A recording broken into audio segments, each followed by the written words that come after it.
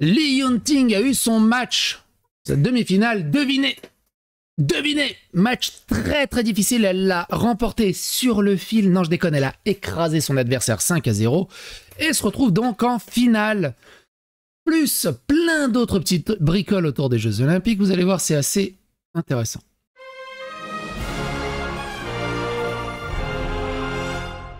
Attention, please.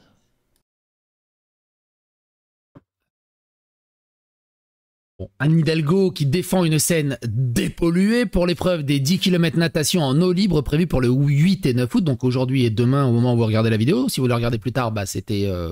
faites le calcul inversement. Donc pour Oudéa Castéra, pour Hidalgo, pour les politiques, la scène est dépolluée. On s'en fout des statistiques, on s'en fout des analyses. Je vous dis qu'elle est dépolluée. Croyez-moi, t'inquiète frère. Voilà. Un vendeur à la sauvette interpellé avec plus de 800 médailles contrefaites. Les policiers ont également découvert de l'argent liquide et un faux billet de 500 €.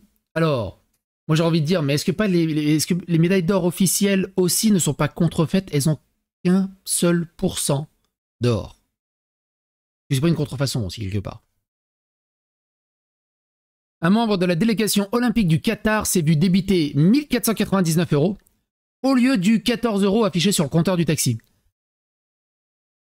Ils tentent des trucs, les taxis. Hein. C'est pour ça que je préfère les Uber. Tu sais, t'as le tarif avant même de prendre la bagnole. Polémique sur le genre d'Iman Khelif, le directeur du sport du comité olympique algérien, dénonce des manœuvres du lobby sioniste. Évidemment. Merde, qu'est-ce qu'il fait? Évidemment. Évidemment. La polémique autour accusé d'être un homme par ses détracteurs et en finale des moins de 66 kilos aux Jeux Olympiques de Paris, Yassine Arabe, le directeur du comité olympique algérien, a réagi dans les colonnes du Sydney Morning Herald la semaine dernière. Le lobby sioniste veut briser l'esprit d'Iman. Depuis le début de cette polémique, il n'y a eu aucun juif ou sioniste dans la balance. Mais bon.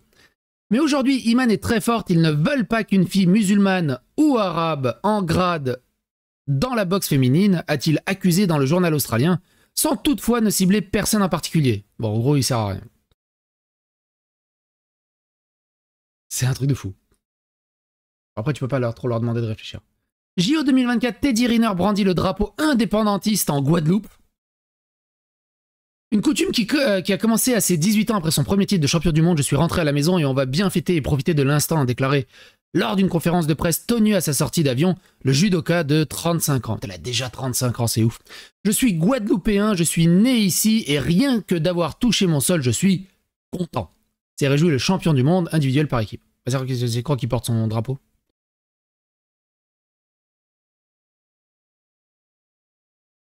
Moi, je suis guadeloupéen, je suis né ici. Pour moi, c'est important de remercier mon peuple, tous ceux qui m'ont encouragé et qui m'ont porté pendant toutes ces années à expliquer le judoka à son arrivée sur l'archipel. Bon, rien de particulier. Un athlète australien placé en garde à vue après avoir acheté de la cocaïne à Paris. Il est juste en garde à vue. T'as juste quelques grammes de shit en Russie. T'es en prison pour plusieurs années. En France, t'as de la cocaïne, t'es juste en garde à vue. Ça va, on rentre là juste après, y a pas de souci. Pourquoi il est pas en prison?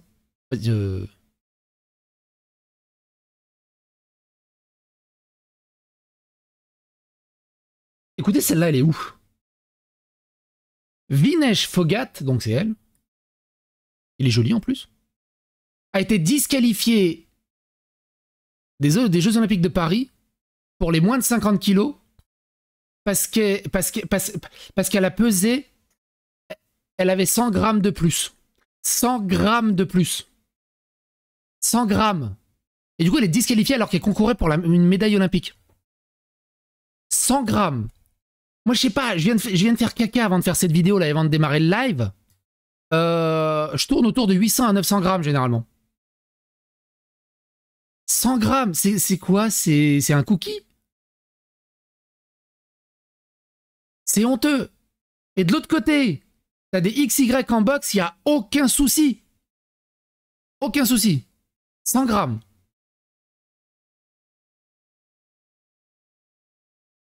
C'est un truc de dingue. Une vidéo montre clairement qu'un athlète utilise une moto pour gagner au cyclisme des Jeux Olympiques. Alors c'est faux. puisque c'est pas une moto. Elle est juste née hyper andro motocycliste, mais elle s'identifie comme une femme, elle s'identifie comme un vélo, je rate ma blague, elle s'identifie comme un vélo, et tous ses papiers, son contrôle technique indiquent que c'est un vélo. Donc, messieurs, respectez un peu. À mon avis, ça doit être un truc par IA. Qu'est-ce que foutrait une moto ici?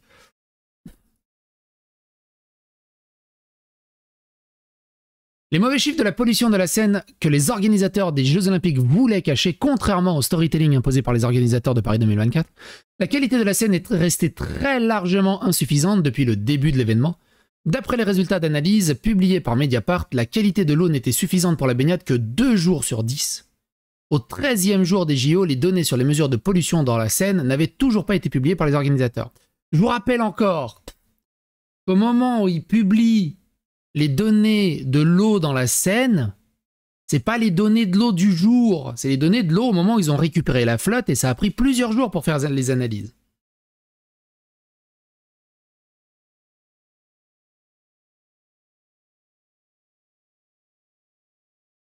Et vous avez remarqué que les seules fois où ils ont partagé les données de la Seine, c'est où elle était entre très gros crochets propres. Donc, la taïwanaise Lin Yu-Ting, donc la compère de Iman Khalif, vient de battre la turque Ezra Yildiz Karaman.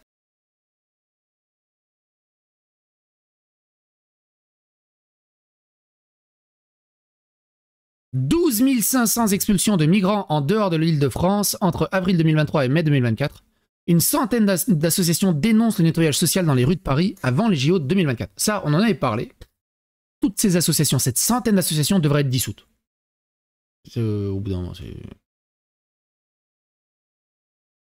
Alors le problème, on est d'accord, c'est qu'ils ont juste dégagé ces réfugiés et ces migrants de Paris. Donc, il y en a, ils se sont retrouvés, on l'a vu dans les précédentes vidéos autour des Jeux Olympiques, ils se sont retrouvés dans des petites villes, ont volé, ont même tué. Non, faut pas que ça soit dégagé dans d'autres villes, faut que ça soit dégagé en dehors du pays. C'est pas pareil. Et toutes les associations qui sont pas contentes, on les dégage avec.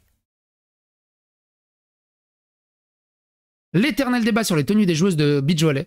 La question fait encore jaser hors du terrain. Les joueuses de l'équipe de France considèrent que ce n'est pas un débat. Elles revendiquent la liberté de s'habiller comme elles l'entendent. D'ailleurs, dans l'article, elles disent « On le sait bien que le public regarde plus nos fesses que notre sport, que notre performance sportive. » Oui, c'est pour ça que tout le monde adore le beach volley. Faut arrêter de déconner au bout d'un moment. Et heureusement qu'il y a du beach volley. L'Australien qui a perturbé la finale du 100 mètres des JO sera jugé en novembre, vêtu d'un t-shirt portant les inscriptions Free Palestine, Free Ukraine, Jésus. Ouais, Jésus aussi, faut le libérer. Cet homme de 24 ans avait été intercepté par la sécurité du Stade de France. Genre, ils en ont chopé un. Tu sais, il y a des... Il y a des centaines, voire peut-être des milliers de drapeaux palestiniens, des gens qui crient Free Palestine de partout. Ils en ont attrapé un. Attention, il a perturbé les... Ouh là là. Qui est Arthur Cadre, le danseur fil rouge de la cérémonie de clôture? Elle s'annonce dantesque, la cérémonie de clôture.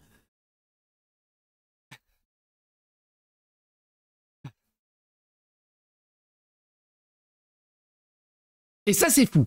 Avant de démarrer le live et avant de faire cette vidéo, on était avec le chat.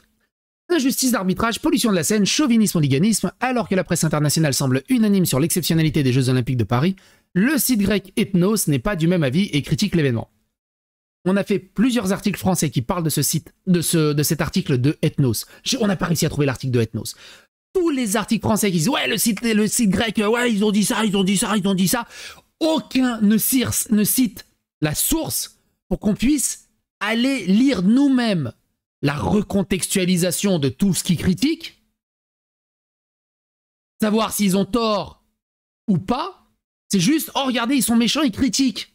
Oh regardez, ils sont méchants, ils critiquent. Alors que tout le monde est heureux de ces Jeux Olympiques, Ethnos, le truc grec, critique. C'est pas bien. Mais personne ne met le lien. Personne ne met le lien. C'est, crois-moi frère, je suis journaliste. Bouffe mon narratif, bouffe mon idéologie.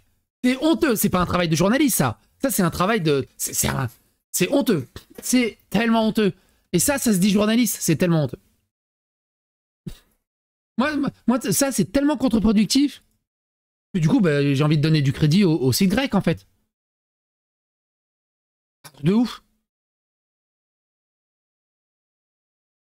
Les sites grecs ont un sacré culot quand même, ils ont fait les pires jeux modernes avec les 3/4 des installations abandonnées un mois après les jeux. Alors, beaucoup de pays ont fait ça, il n'y a pas que les Grecs. Il n'y a pas que les Grecs.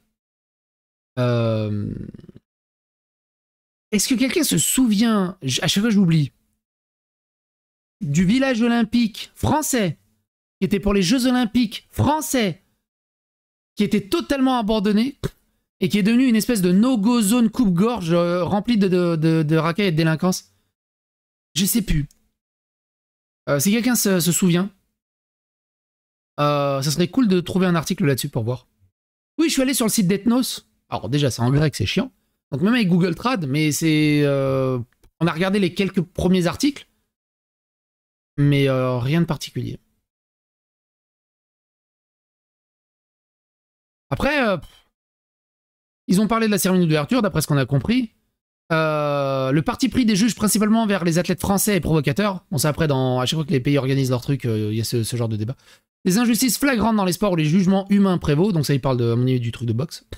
Pour atteindre les médailles d'or, les Françaises ont eu besoin non pas lors d'un, mais lors de tous les combats de leur faveur des juges. Les Français sont scandaleusement favorisés. Il parle sûrement de la cérémonie d'ouverture aussi. À la fin de la course, il montre davantage la Tour Eiffel, par exemple. Tant de chauvinisme, et bien plus encore. On dirait plus des grains de sel. Mais le problème, c'est que moi, j'aimerais bien savoir, j'aimerais bien lire cet article. Voir s'il est juste salé, ou s'il y a un fond de vérité, quoi. Si, c'était dans les JO d'hiver, mais je sais plus quelle année. On va essayer de trouver après. Bref. Et vous, qu'est-ce que vous en pensez de tout ça? N'hésitez pas à donner votre avis et votre opinion dans les commentaires. Et à bientôt pour d'autres aventures.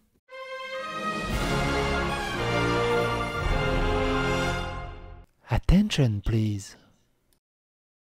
Ah oui, on dirait qu'ils ont vraiment un gros sum. Mais justement, j'aimerais bien lire l'article en entier pour voir si le sel de Guérande est justifié ou pas.